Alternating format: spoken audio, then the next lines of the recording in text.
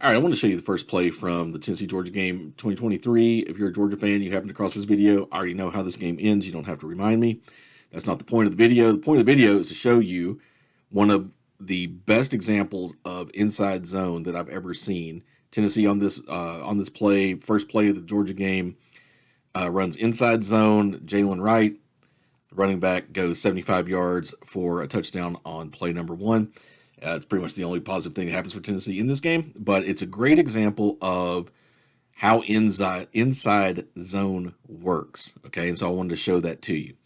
There's a lot of different ways to coach inside zone. You can do it as simply as this play is going to go to the right, and you can basically teach your offensive linemen just step with their play side foot and block the first thing they find. You can do inside zone that simply if you want to. Now, I'm going to make it a little bit more complex than that so that the linemen know exactly who they're supposed to go get. And what it looks like Tennessee is doing from the way this plays out is that they're using rules for covered and uncovered linemen.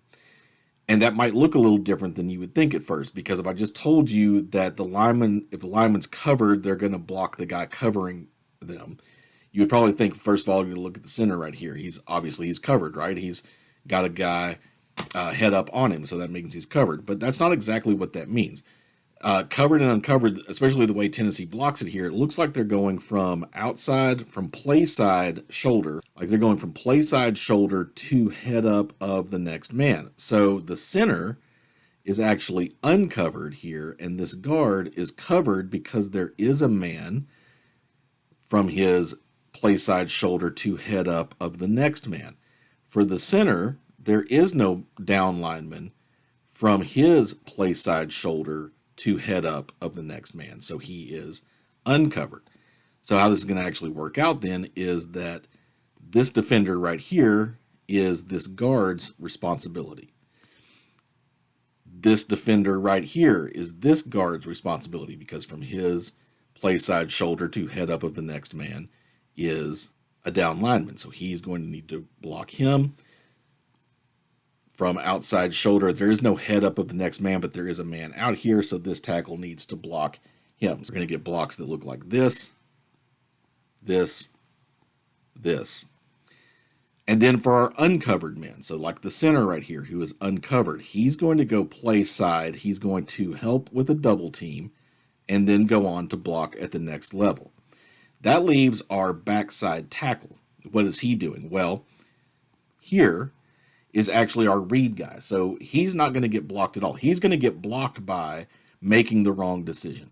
Because if he squeezes inside, then the quarterback will pull and run to the outside. Or if our read man keeps outside contained, then the quarterback's going to hand off and let the running back find a hole. So our tackle here is going to do the same thing that the center is doing. He's uncovered because his man's the read man, so he's not there. He's going to go help with the double team and then up to the next level. So again, we're going to have our covered lineman block, block, block, and our uncovered lineman help to the next level. Help to the next level. You'll also see on this play, Tennessee brings a tight end across in motion. He would be, if the quarterback pulled to run to the outside, he would be a lead blocker for the quarterback. You'll also see that when that tight end comes across, there is a defensive player that follows him and actually on the snap of the ball over pursues, which helps clear out this lane that the running back is going to run through. All right, so let's take a look at how it looks. There you see beautiful wide open hole for the running back. Right here you've got your double teams like we talked about. Double team here with the center and the guard, tackle blocking out. You've got the backside tackle reaching over here to, if he can help, and keeping an eye on this play side linebacker. And if you watch this man right here, you'll see what I was talking about with him over pursuing to the outside following the motioning tight end, and that leaves just a beautiful lane for the running back to run through. Right there, 23 realized that he had over pursued, and he's trying to recover, but it's too late. By the way, a lot of sort of amateur NFL scouts said that they couldn't really judge Jaylin Wright's abilities because he always ran against a light box. Most of these guys on Georgia's defense are going to end up in the NFL, or at least getting a shot at it, and he outruns every one of them on this play.